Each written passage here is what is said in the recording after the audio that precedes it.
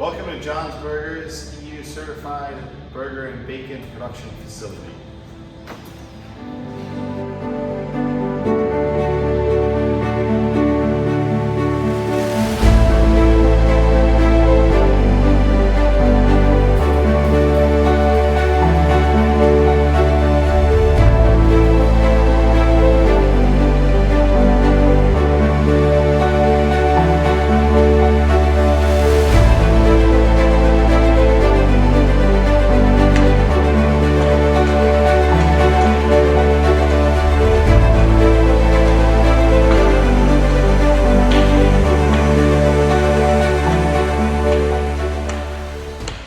I'm Zino. I'm the production manager at the production kitchen.